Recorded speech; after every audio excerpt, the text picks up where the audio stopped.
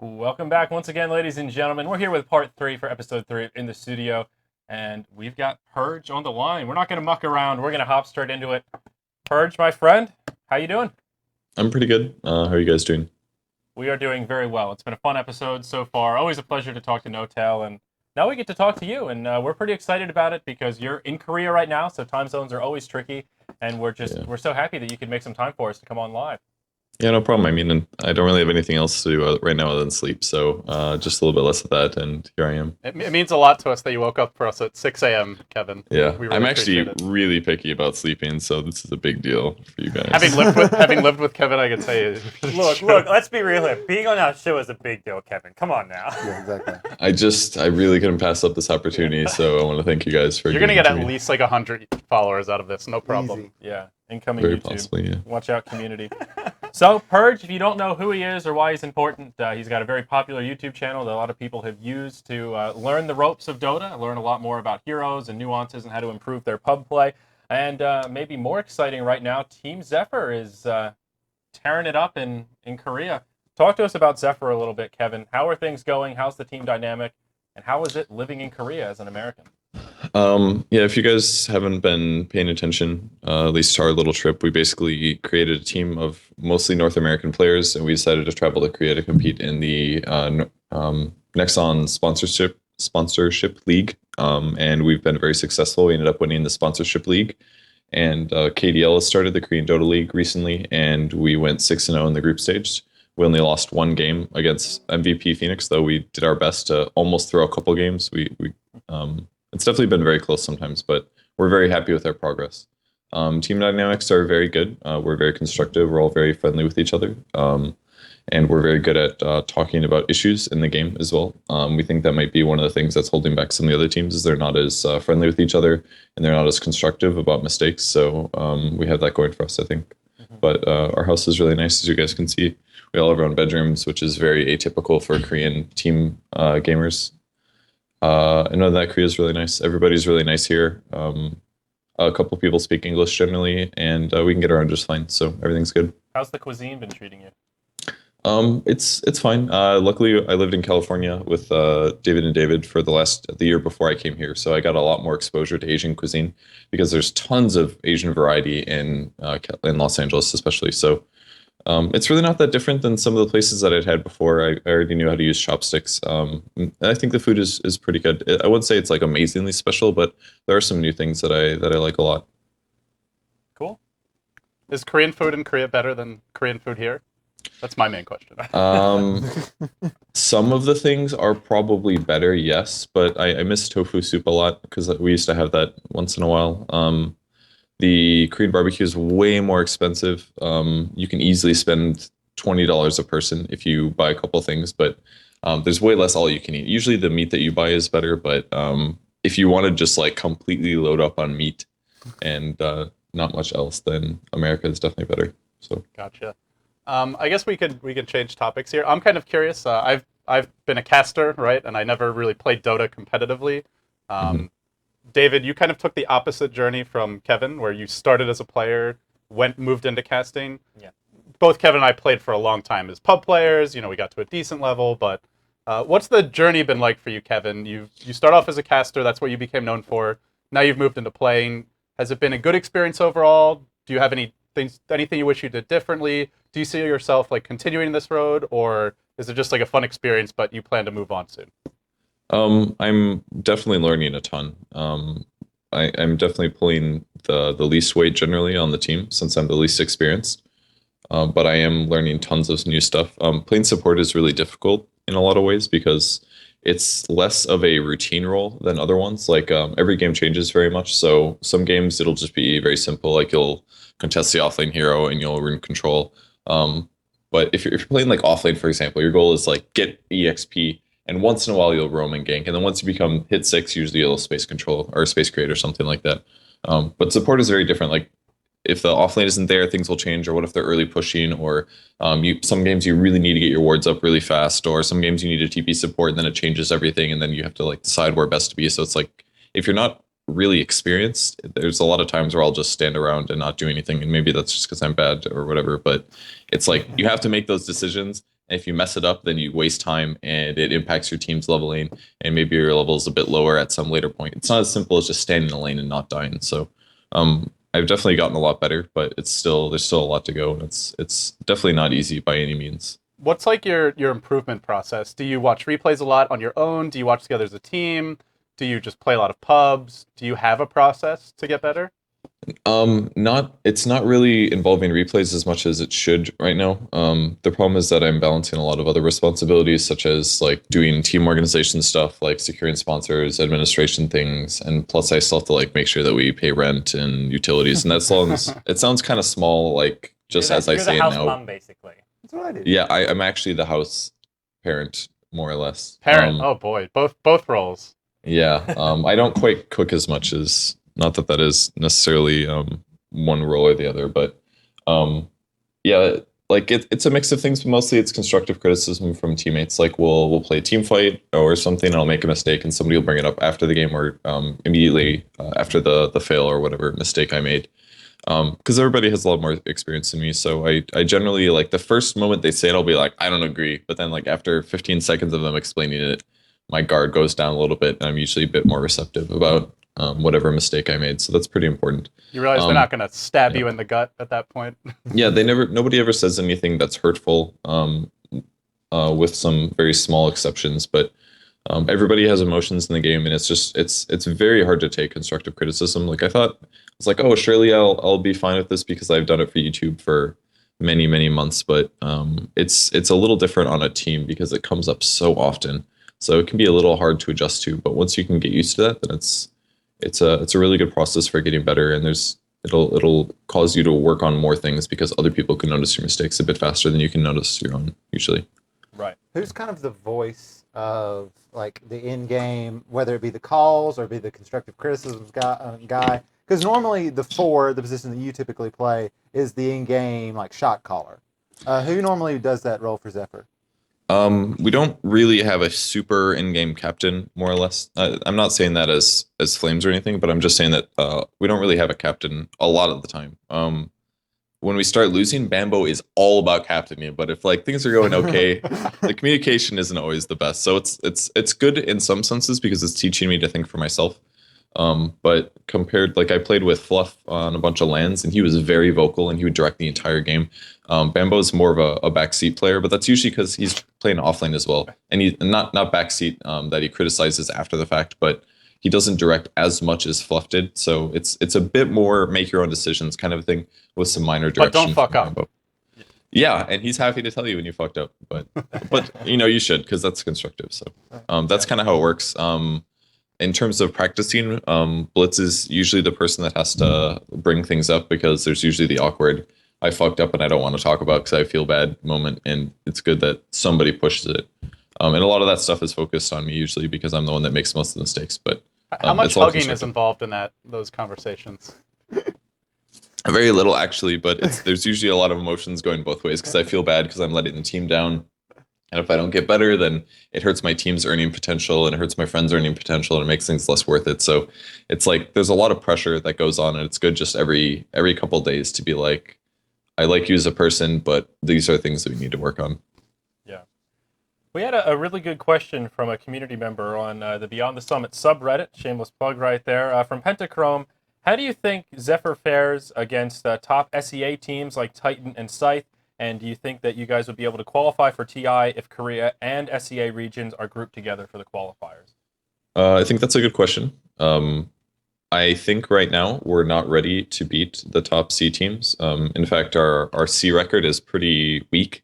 We lost best of 3 against a team that most people considered to be not very strong. We stomped them one game and we barely lost the other 2, is more or less how they went. So we lost that best of 3, which shouldn't have happened. And then we lost a best of 1 against RQ, I believe, but I think that team's really good. Everybody was saying they weren't that good, but I thought they were very talented. And then we lost against Titan about a week ago, and Titan is super good. And that game was kind of close. It was kind of within our grasp, but I felt a little outplayed in some things. But basically, our mentality right now is, despite not beating a C team the last 3 times we played against them, we feel it's definitely within our grasp, but it's something that we have to work really hard to compete against. In terms of the TI question, The same thing basically goes. We're assuming that maybe one or two of the top C teams will be direct invited. We won't have to play against them. And from there, we're very confident that we can beat the top Koreans. And if we work really, really hard and we improve by a moderate amount and get our communication up and things like that, then there is a shot that we could actually win the TI4 qualifier. And I don't think it's like a good shot necessarily. I think it's a lower percentage chance, but if we work really hard, it's within our grasp. So we might as well bust a lot of ass and try to do it. And if we can win it, that'd be really cool. And if not, at least we worked hard.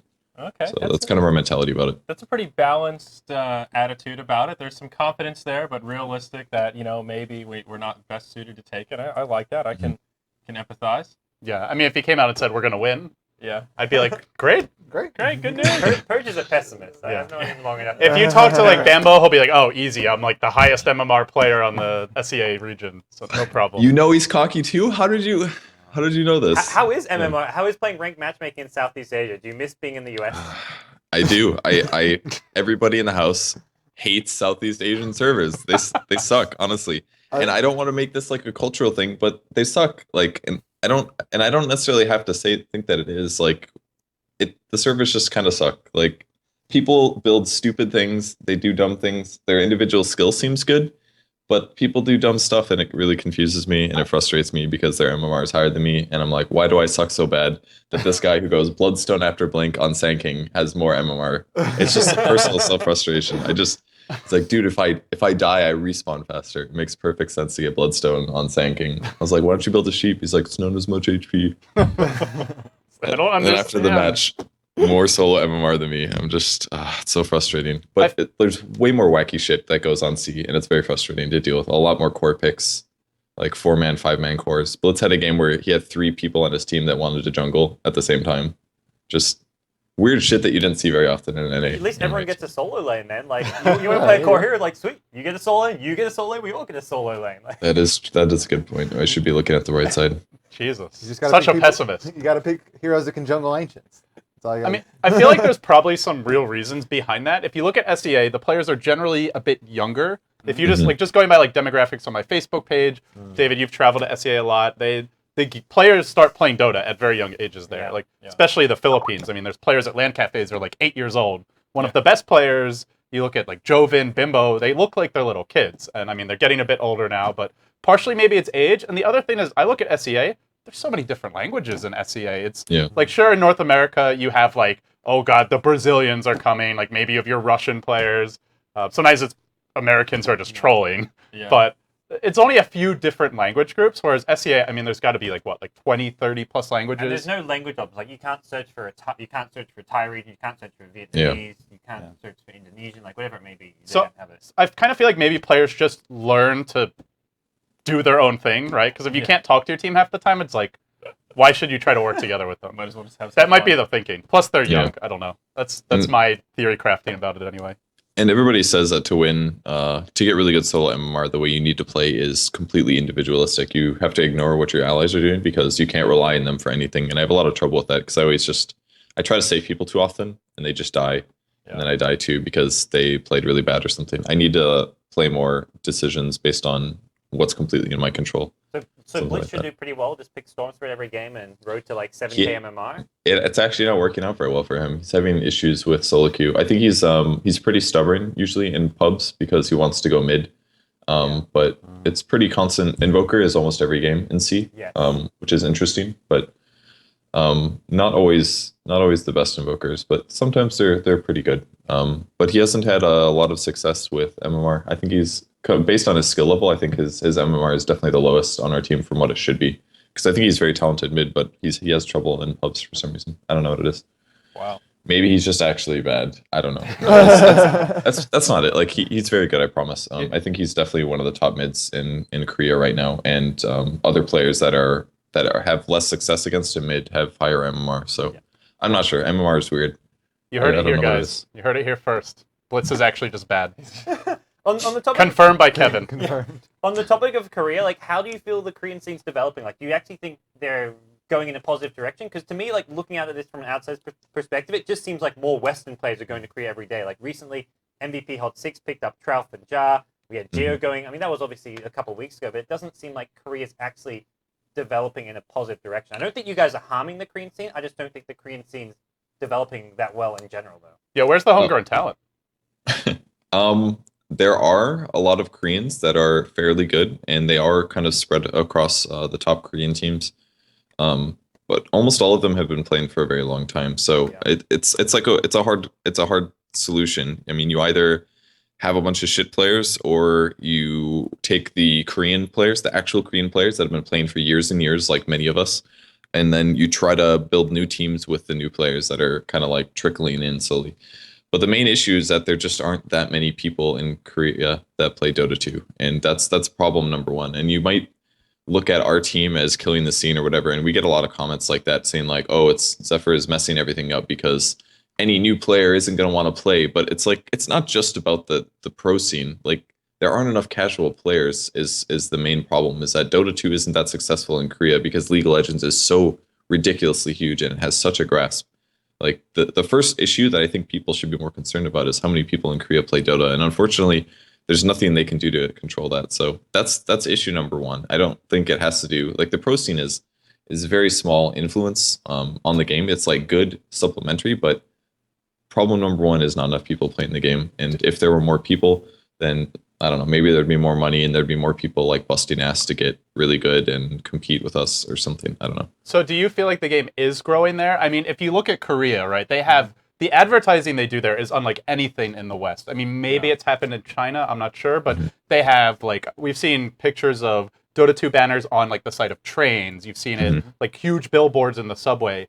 A lot more advertising than in the West, but is the game actually growing there? I mean, I know you guys mostly train at your own house, and I guess you just queue Southeast Asia a lot of the time, but do you get a sense like the casual player base is growing? Because we all know League of Legends very entrenched in Korea, or is all of this marketing and publicity just falling on like a deaf or disinterested audience? I don't have all the information on that, unfortunately. I have seen the advertisements in subways and things like that, just Dota 2, and I'll walk past them and be like, "Oh, hey, I'm playing in that league right there." It's always a fun feeling, but nobody.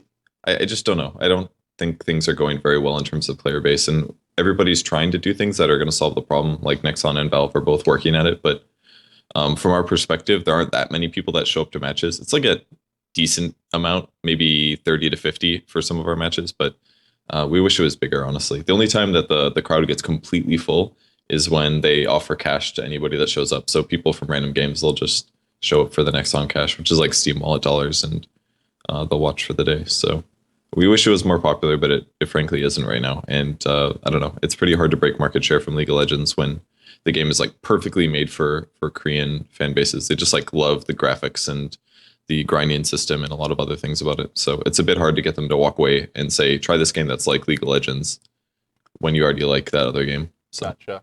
I guess my last main question that I'm really curious about, I haven't heard, what's the future hold for you? Do you see you're going to kind of wait and see what happens with the qualifiers?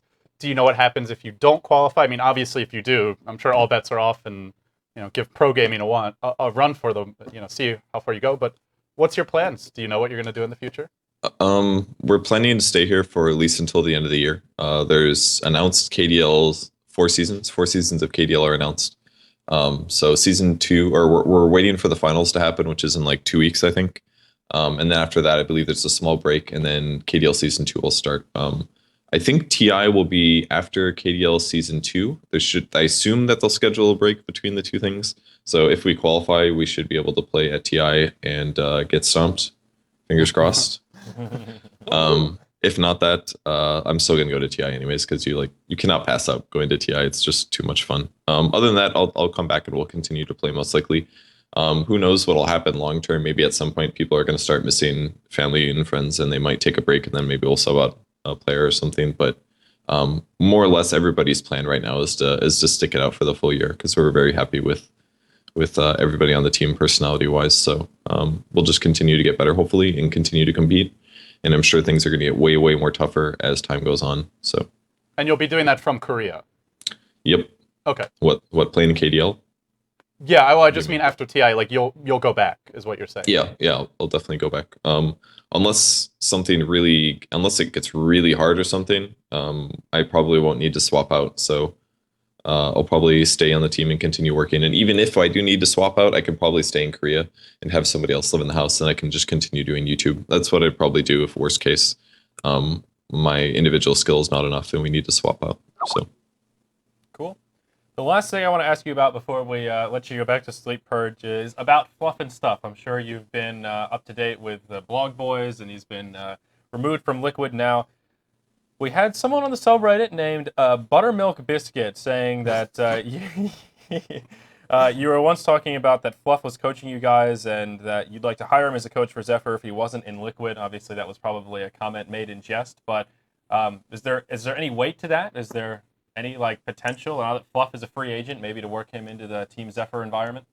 I respect him a ton as a captain. And the only thing I'd want to say about that, about his blog and drama thing, is that I do really respect him a lot, and I think that his drama blog made him come off as very different than I see him as a person. I think it was written with emotion, and it made him look a little worse. I personally really respect him as a captain and a Dota player. So, I don't know, maybe that's something that'll happen in the future, but for now we're definitely not going to swap our roster, and it's probably not worth it financially to have him come over just for a coaching position. So if he did come over, it'd probably be as a sub or as a player. But I honestly haven't even talked to him in probably 3 weeks. So nothing along that lines is formatting right now.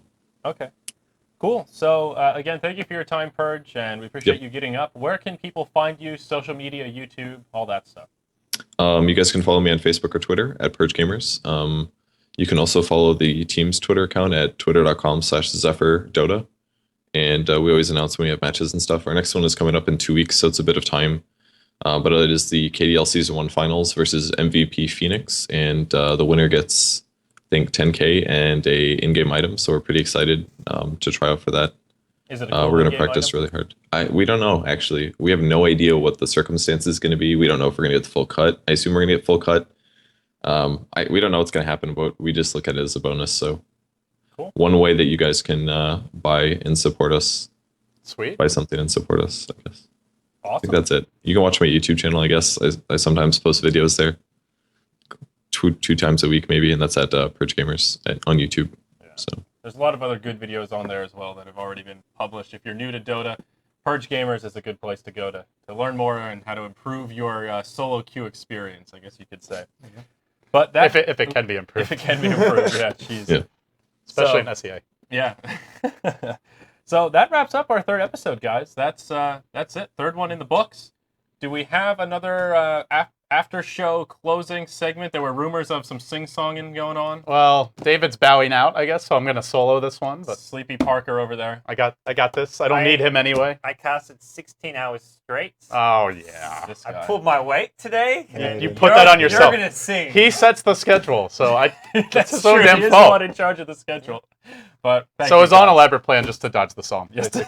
And it worked. It's too late now. It's worth it. 16 hours straight, worth it. Worth it. So, all right, guys, we will be back, I believe, at the normal time next week. Our schedule changes at kind of a moment's notice, but the general time slot is Sunday afternoons, and it varies based on other content that we're doing. Make sure you join us tomorrow afternoon, though. Star Ladder, North America playoffs. 4 teams, only one will make it to the finals, and things get kicked off tomorrow. We'll be doing a special production, and I'm looking forward to it. Yeah, do we want to announce some more details for the summit, or is this the time to do it? Yeah, I guess I've started down the road. Oh, no. Take the 4AD. Go, go. We should say goodbye to Kevin first. Okay. Okay, Is, oh, is Kevin- he still... Oh, sorry. Oh, I thought we hung Kevin's up still on there. it. Oh, jeez. Well, I would say watch goodbye. the stream. Well, you should have said goodbye. Gods has just been hanging up on people. I figured you were Kevin, long gone. thank you for Sorry, coming Kevin. on the show. I would No like problem. to wish you a good KDL Grand Final, and I hope you guys win. Thank you. I Kick appreciate some that. ass, buddy. Yep. We All will. right. We'll talk to you later. See you, Kevin. Okay, bye. See you, man. Bye. So, You guys okay. are rude. You're the Skype man. Do your job. Stop blaming us. Take some The responsibility first for what's segment, we going didn't even say bye. You're like, oh yeah, I hung up on Sam. By the way, it was like, oh, okay. Oh, we were, that's Sam. You're, But you're, still. you're a shit Skype What does that man. mean? He's bad at his job. Can't sing, can't Skype. so, What okay. can you do? Yeah, cast for 16 hours. I guess. There you go. There you go. Legendary casting. Legendary pipes survives earthquakes. So, okay, do we have a summit announcement? Are you taking point? Can here? you make sure the website's I was working taking before Yeah. we embarrass ourselves here? Whew, as if we haven't already with just this. a- No, it's got a summit in front. Summit. Oh, dot. Summit dot. Oh yeah. Yeah. Okay, Okay, it it is works. ready. Huge shout out to Evan. Hopefully he works. doesn't mind being named for all the work he's done on the website. I think he's done a great job. Someone even said your website is really cool. Normally it's like, There you oh, this go. website is god awful. They said that for the inaugural. We'll see if they like the Summit website. But guys, we are ready just to announce a little more in terms of details for the online portion. There's 3 online portions, basically qualifiers, similar to how StarLadder does theirs. And we can just leave the website up here while we kind of scroll Yeah. through it. Rolling. 12 over. Yeah, There we go. So we've got 3 regions: Asia, Europe, North America, or America, not North America. And basically, we've already invited 1 team from Europe. We've already invited 1 team from Asia. And 1 more team from each of those regions will qualify at the end of all this, and 2 teams from America. So we'll, in the end, have 2 teams from each region. The teams that are listed here will all be participating in the qualifiers. In Asia, there's going to be basically a bit of like a pre-qualifier. The top 3 teams, along with the winner of the inaugural, which will be our 1 Southeast Asian team in the qualifiers, will all group up together. So you end up with 8 teams in the sort of the main online portion. Europe, we're just directly inviting 8 teams. America, we're inviting 7. We'll have 1 team that qualifies. And then we play the online portion, and the teams that do well enough, they move on to the LAN finals. So just wanted to give you guys an update. Online play will be starting in April. Isn't it 2 teams from America? Yeah, that's what I said. Oh, okay. Or did I misspeak? I think I said 2. Maybe you said 1 team qualifies to join the American qualifier. Oh, okay. Yes. I'm sorry. Yeah, we've already invited 7 teams. 1 more team gets into the online Okay, portion. I got you. That's my bad. That's That was on me, guys. Sorry. Well, we'll have more specifics on each region, but that's just kind of the high-level overview. So we hope you guys are excited for the summit. Just want to give you a taste of what's coming your way, and be sure to give us any feedback you have on the website. But hope you guys enjoy. Yeah. Oh, I hijacked the show enough. Yeah. Well done, LD. So that wraps it up for us today, guys. I think we have actually a funny video to end today with as well. We've got a BTS moment, and we'll see you guys next week.